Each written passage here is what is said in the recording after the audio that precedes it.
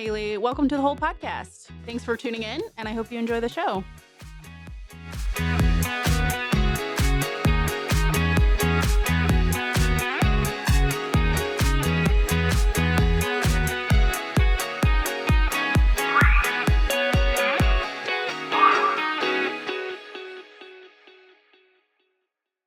All right. Thank you, everyone, for joining us today. We have an exciting couple of guest speakers and supportive guest speakers with us today. We have Chuck here with us and Kat Klingsick. Did I pronounce that right? Yes. Okay. Do you want to tell us a little bit about who you are and about your organization? Okay. We are Dog Training Elite. It is a franchise. We're a national brand. There are almost 100 of us in 35 states.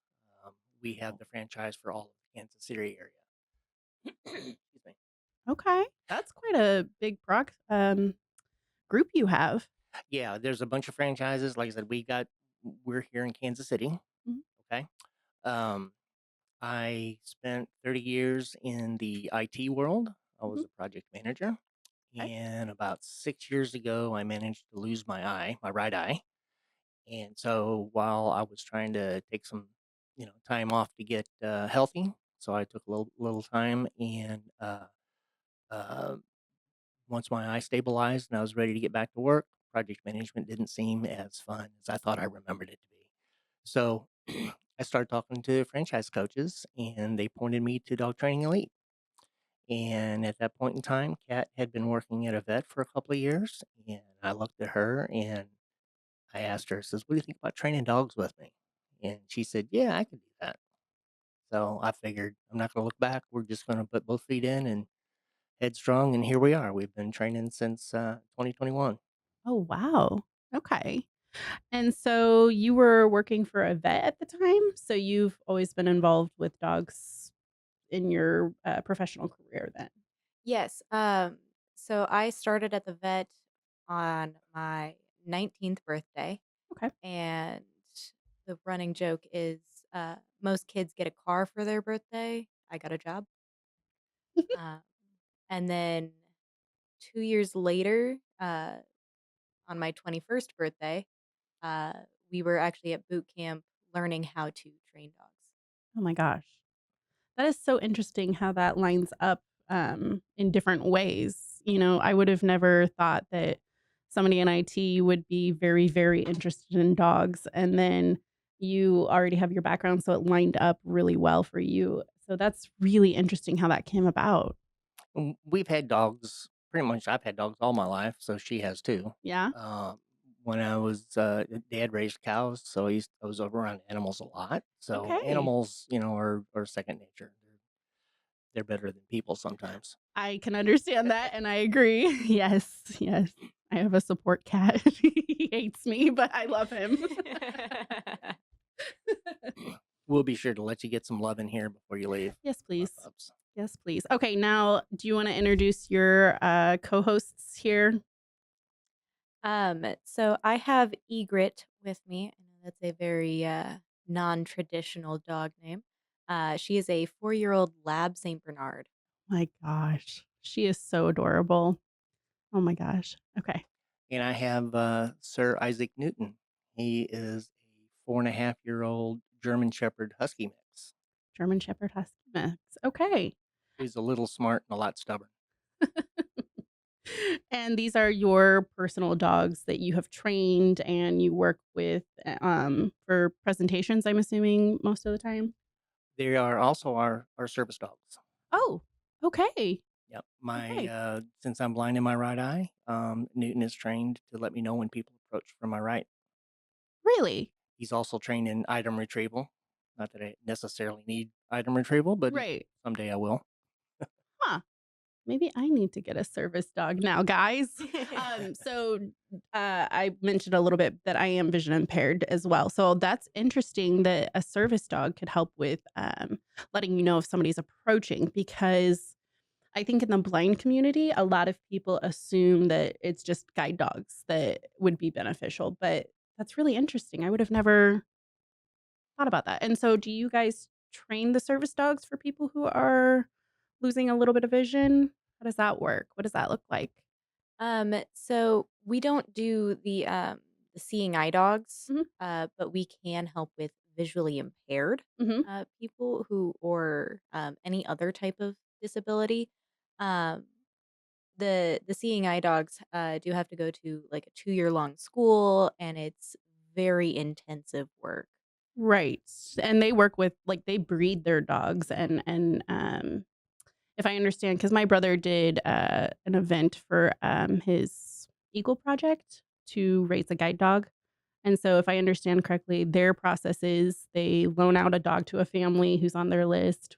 They We took care of him, trained him real quick, like bathroom stuff and how to not be a jerk.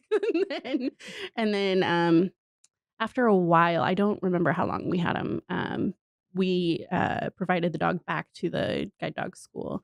Is that the process you do with your training, or what does that look like? Actually, we will train your dog. We customize a training program in your home. Okay. Okay. So if you have a dog already, we'll come out and evaluate the dog and make sure that the dog is capable of doing the tasks that you need for service work.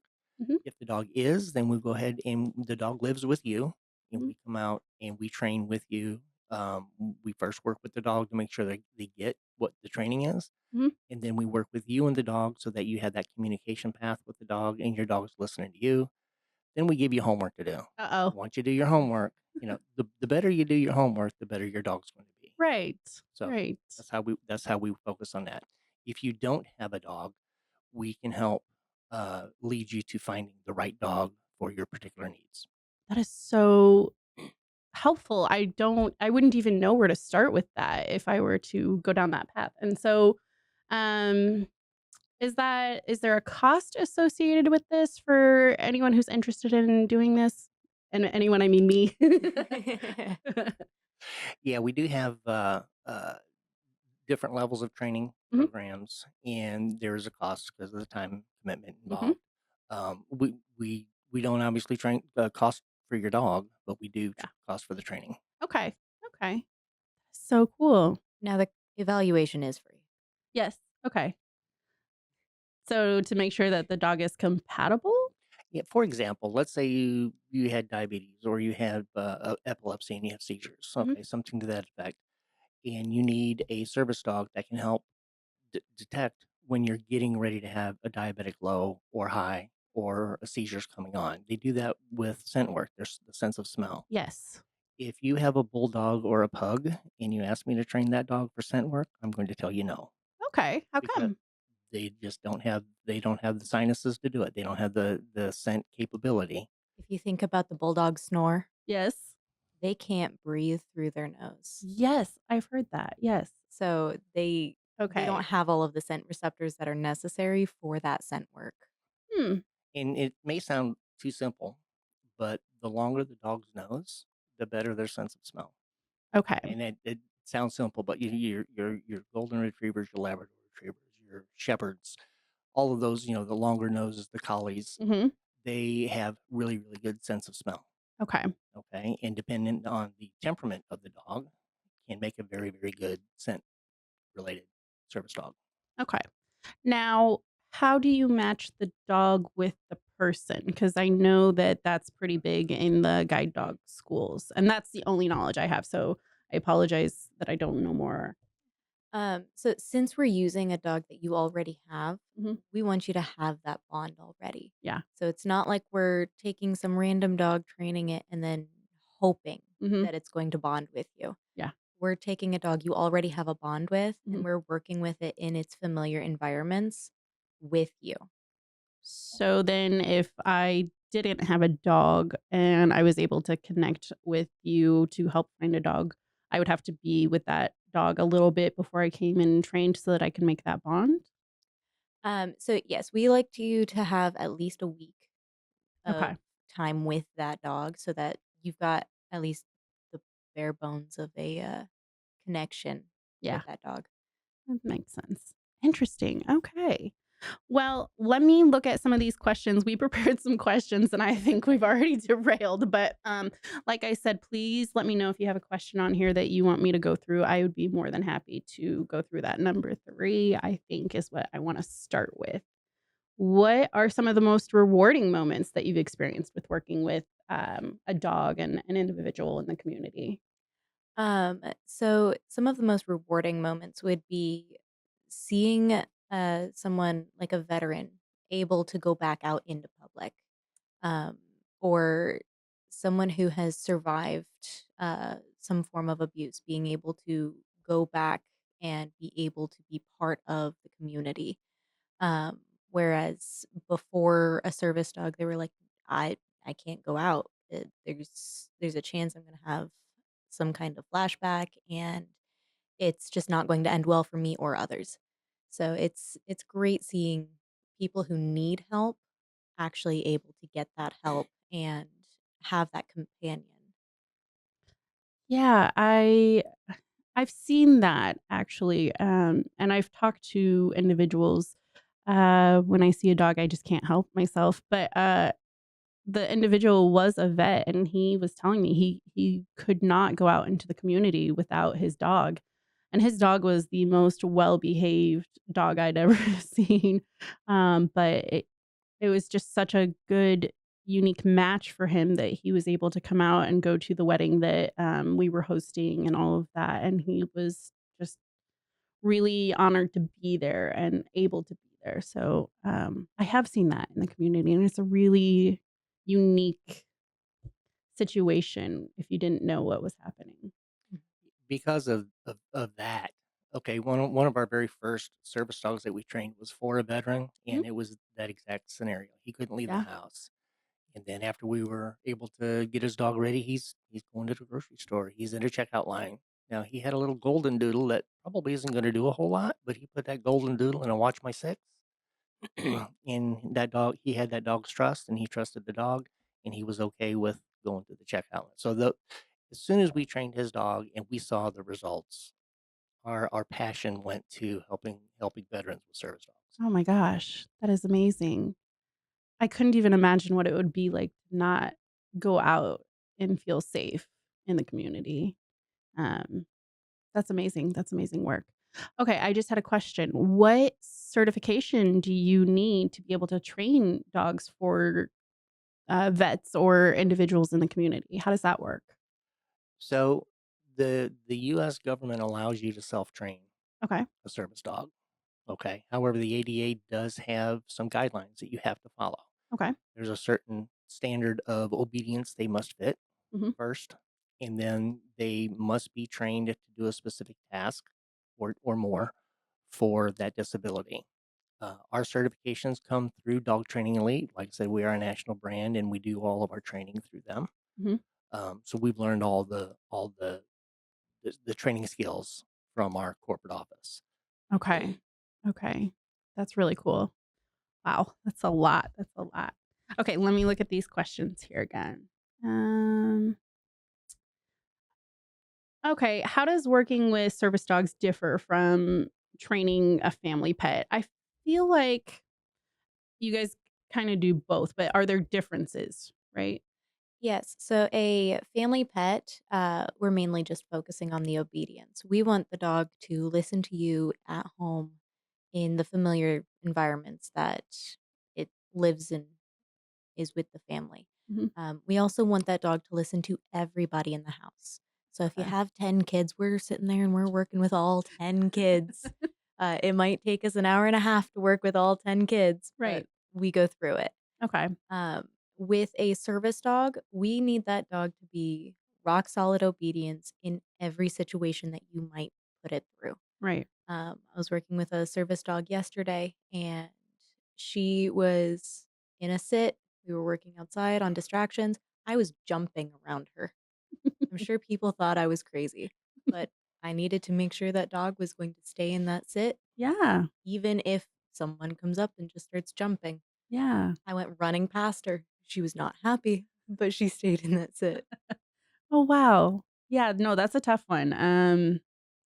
it's really hard in the home sometimes when you have so many people trying to talk to your dog and your dog is not able to listen. So that's really cool that you could go into the home and help with that because it can be very stressful, especially if your dog wants to like run out the door and lick everybody that you see, but yet he's a German Shepherd who might scare everybody that comes by. Oh, yeah. And that's why we like to work with everybody in the family if we can, because we want that message between you and the dog to be consistent. Yeah. Oh, wow. Okay, so I should tell everybody about your wonderful work because I know a lot of people who need this support. So, okay, okay. Let me take a look here. Okay. Are there specific challenges in training service dogs for people with disabilities like PTSD, autism, mobility? Yeah, a lot of the times, people know exactly what tasks they need, Hmm. um, but there you do come across times that you don't know what tasks that they need. Hmm. Um, so if somebody has, nightmares, flashbacks in their sleep, um, they're asleep, they don't know what they're doing. Right? All they know is that they don't get any good sleep because they're going through that flashback. Um, so it's really hard to know, like, oh, is it you need the dog to wake you up? You need the dog to hold you down? What is it that Hmm. the dog needs to do? So it can be challenging in some cases when it's like, well, I don't know. Do I want the dog to block people from coming toward me or just circle me and just keep a barrier? Um, do I Interesting. do I just want the dog to walk me away? Like, what's the kind of situation? So we do have to do a lot of feelers Hmm. and ask a lot of somewhat probing questions. Hmm. Um, Now it's like we're not looking for specifics, but it's, hey, in this situation, what do you need the dog to do? Right, right. Okay, that's interesting. Um, that would be hard to figure out, I would think, if you're struggling at home with night terrors and Mm. waking up. Um, does that training also work with people who sleepwalk then for situations? We can definitely teach a dog to like stop you Uh-huh. from sleepwalking, Mhm, essentially block your path mhm. and not let you go past. Yeah. Okay, that's really interesting. Oh, okay. Okay. I think if it's okay with both of you, we are going to take a quick break and I'm just going to grab some water and then we'll come back to the questions, okay? Perfect. All right, Okay. thank you. Life can present challenges, but the whole person believes in turning challenges into triumphs. Our staff is trained to provide compassionate, personalized care that enhances the lives of our consumers, enabling them to live independently and with dignity. The whole person believes in the power of human connection. Our staff extends their reach into vibrant communities, fostering connections and creating moments of joy for every consumer we serve. Whether that's through peer support groups, adaptive sports, employment services, or non-emergency medical transportation, our staff provides exceptional care and become trusted companions and confidants. Your donation will help us continue to expand our programs and services to help people with disabilities remain independent and living in their home. Consider giving a gift today. Thank you.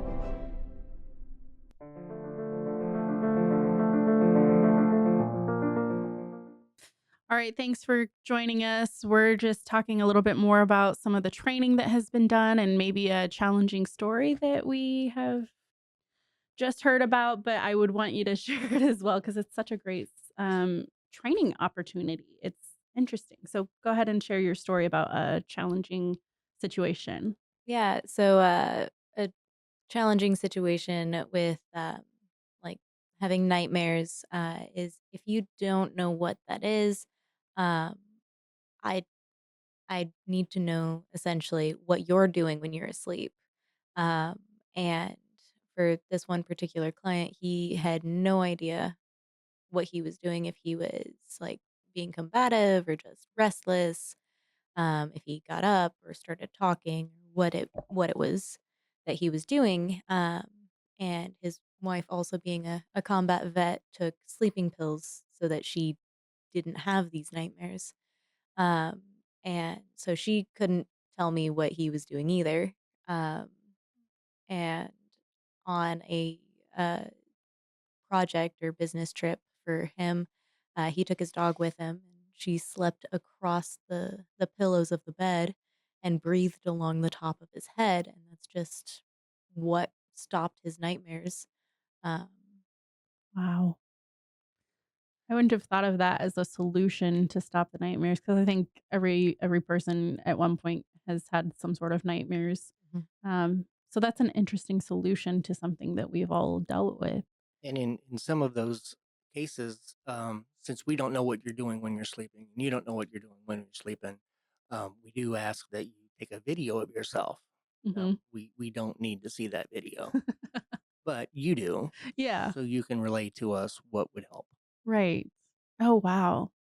That's such a creative, out of the box solution. I love it. Okay. Okay. Let me see here.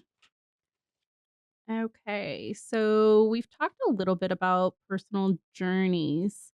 Um, so Chuck, let's start with yours a little bit more. You said you were in IT before and then you were losing your vision. And then how did you know to reach out to I think you said franchises, different franchises to start your work here with Dog Elite?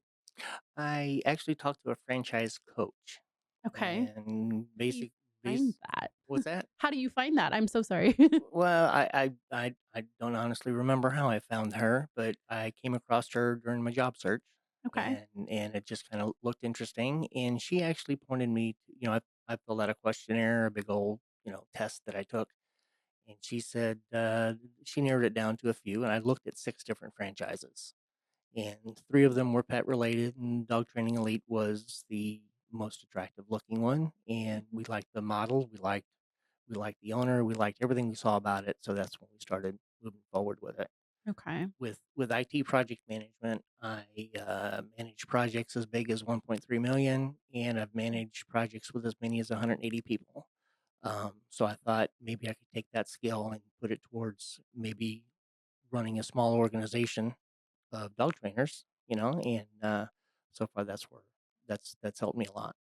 Okay. And I know we talked about this a little bit off the air. How many dogs have you trained now total? Close to 580, Wow. That is amazing. That is and unbelievable. about a third of those are service dogs or therapy dogs. Okay. Okay.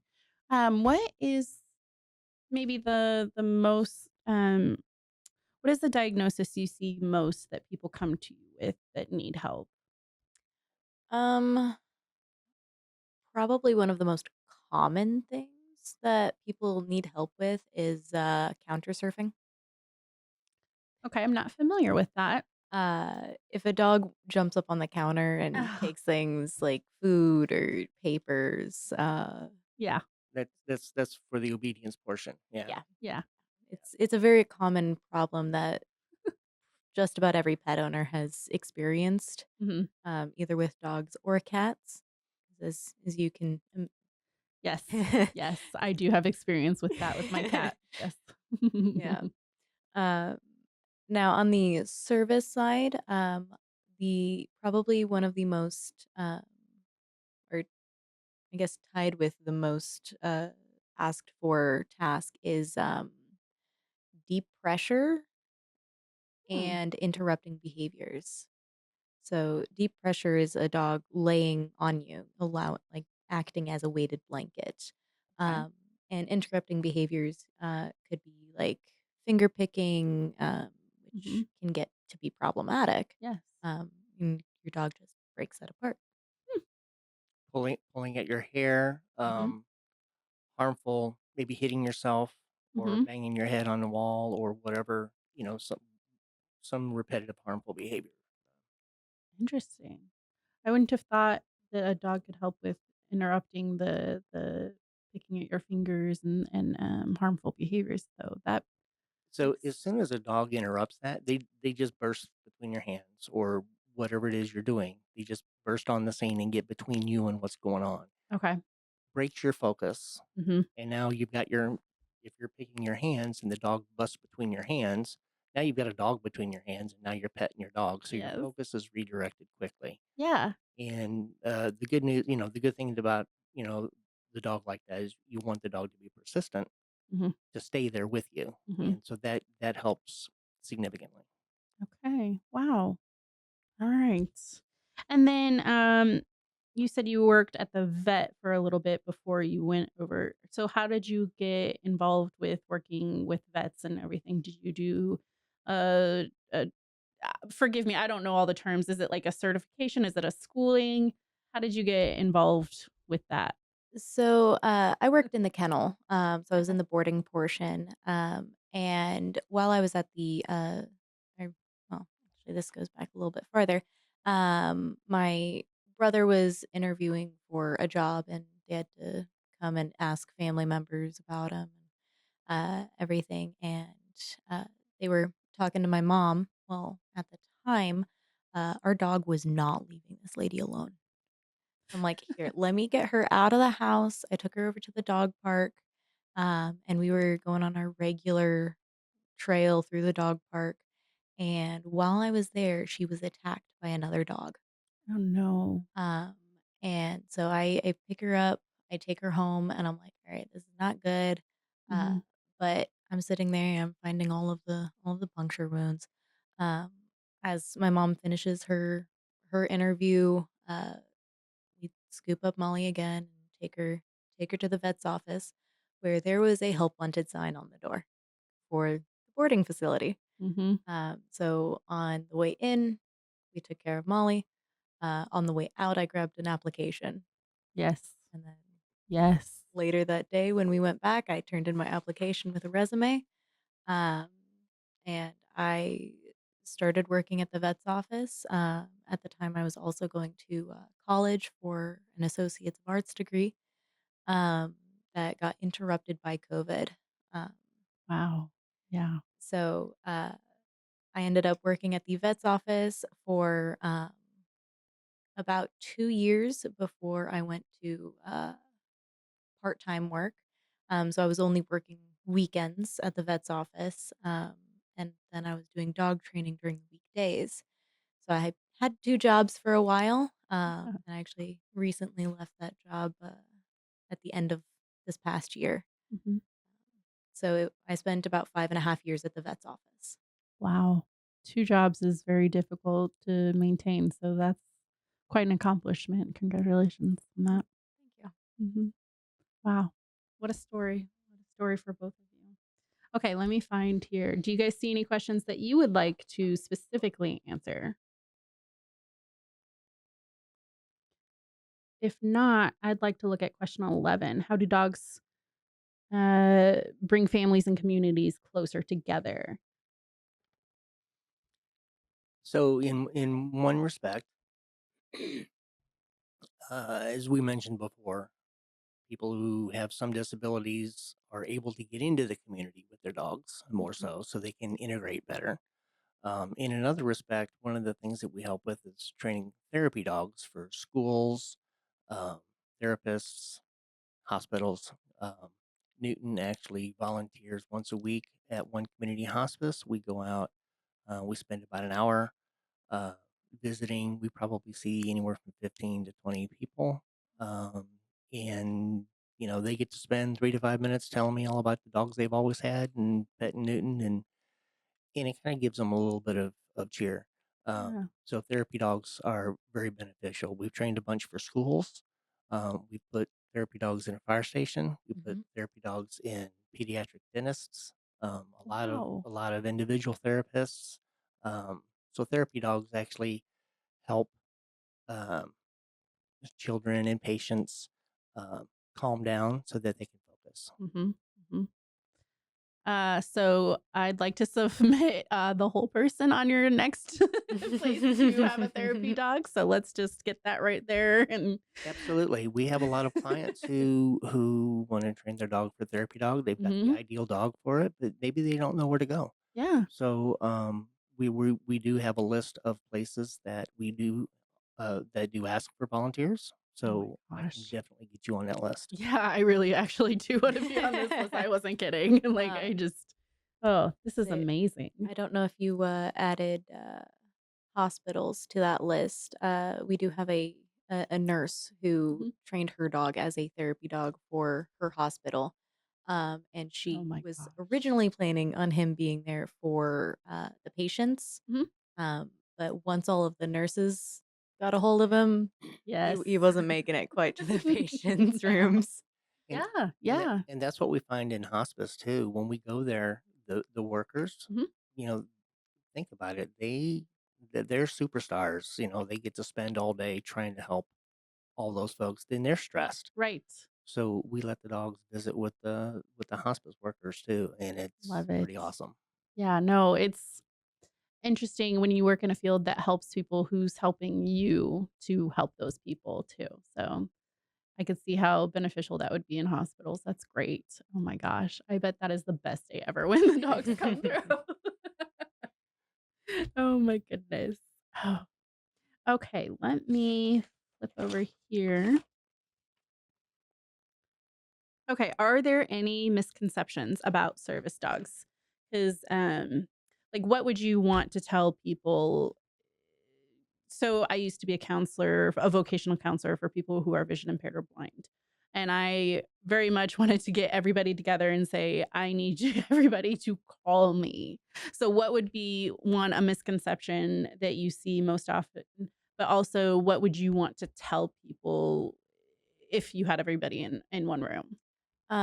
So a common misconception is service dogs are not just for veterans.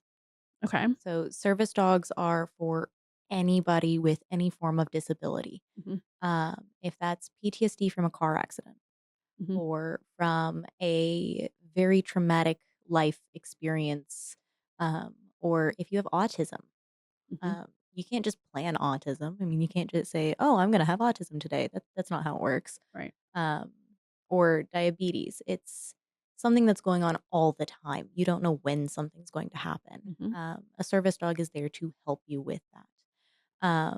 And if I could tell everybody in the whole world all at once, Yep. anytime you see a dog, please ask to pet it. Yes. And I don't think I did that today. I think your dogs just came up to me, so I apologize. uh, we understand. But it's like even if you see your neighbor walking their dog down the street, Yes. It that might not be a friendly dog, so you don't wanna just approach it, even if it's not Yes. labeled as a service dog. Yes. You always want to ask. I will agree with that statement 100%. Yeah. It's just you never know. You don't know how well that dog has had, like, if they've had a good day or a bad day. Mhm. You just never know. And with, service dogs, according to the ADA, they are deemed medical equipment. Okay. And if you intentionally distract a service dog from the job that they're doing, Mhm. um, that's a federal offense. Um Interesting. Yeah, so if you intentionally distract or harm a service dog, Mhm. that's a federal offense and a Class B misdemeanor. Whoa. Yeah, so it's real. I did not know that. Mhm. Okay. And so how would I know that the animal is a service dog? Is there a vest? Is there a special harness? I know that there's harnesses for guide dog. How would I, as a person who knows nothing about it, recognize the dog? So that again goes back to asking. Okay. Um, Again, according to the ADA, markings on the dog stating that it is a service dog are not required. Okay. Okay. Um, Now, if you noticed, Egret has a service dog vest on. I did. Newton's collar says service dog. Oh, I did not Um, see that. My apologies. there are some people that have service dog leashes, but none of this is a requirement. What's a service dog leash? Does it just have Mhm. service dog? Okay. Yep, Okay. it just says service dog on it, or there's a leash wrap that Okay. goes around the leash that says service dog. Okay. Okay. Um, but again, Not required. it's not required, and that goes back to asking. Yeah. Um, and it's like just because you see somebody who's perfectly mobile or fully able, so Mhm. you can tell, Mhm. having a service dog does not mean that they're trying to just take their dog everywhere. Yeah. Um, Hmm. a good friend of mine has a few different conditions that she has a service dog for, and people walk up to her and they're like, "You don't need a service dog." Hate that so It's like, much. "You don't know me. I I could hate have a that. seizure right now. Like, Mhm. you don't know." Yeah, Yes. not all disabilities are visible. I know this from experience. Yes. Yes.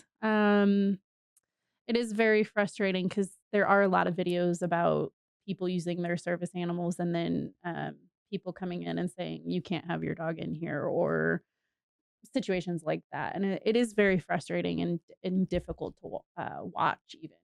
Um, so, yeah, I think if the world could just know one thing about service animals, it's like, please just know they're here to help me. They're a tool to help me be better in society.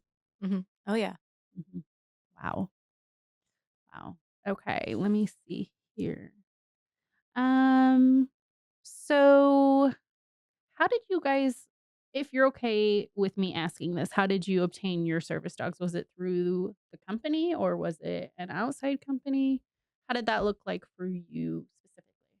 So with Newton, um, I know or I knew the people who had the mom and the dad. Okay. So actually, one of my sons got a pet from them in a previous litter, and I told them if they, had another one coming up, I'd be interested in looking at it. So we found Newton, and he was mine. That's Oh just my how that worked. gosh.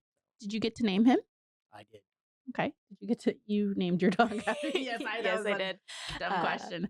But yeah, okay. yeah, so I was looking for my dog, and I got onto looking at Paw Opportunities, which Familiar. it's a foster system for Okay. dogs. I believe they also have cats and birds and really any kind of animal. Oh my Um, gosh. but I mean, that take a little bit more looking into. Yeah. But I ended up seeing her. I saw her picture, and I'm like, nope, that's my dog. I could tell from her eyes. Oh my Um, gosh. that was my dog. Um, now, the weekend before we were able to pick her up, um, they had an adoption event that they included her in the adoption event, Mhm. and she was the last one out of her entire litter still there. Um, her parents were bred together on purpose. All of the boys were bought from the breeder because they all looked the Saint Bernard part. Mhm. All of the girls looked the Black Lab part. Hmm. And if you go into any shelter, you'll see most of the dogs there are black Mhm. because the black dogs are chosen last. Mhm. Um, Mhm. so they just nobody wanted her at the adoption event. I had already shown interest Mhm. in her, and they were we were able to go pick her up, and they're like, "Hey, hope you don't mind. This is the only one left." It's like, well, that's the one I wanted. Yeah. So, Oh my gosh. Oh, so you just knew. mhm. Knew. That's amazing. Oh my gosh. Well, I don't have any more questions that I can think of. Is there anything else you guys would want to share that anyone should know about? What would be a good way for people to reach out? Would it just be to email online?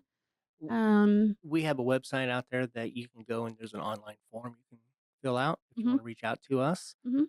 One thing I do want to mention, we do enjoy doing these podcasts. We do enjoy doing these presentations. Yes. So if you know of anyone who's interested in gaining awareness on how service dogs can help, we're happy to come out and present to veterans, nurses, hospitals, whoever wants. I will actually be sharing your information, if that's okay, to a couple of different organizations I work with in the blind community, because I didn't know that a service dog could help you with a little bit of vision loss for vision impairment specifically. You Mhm. said, so I think that would be interesting for the blind community to know.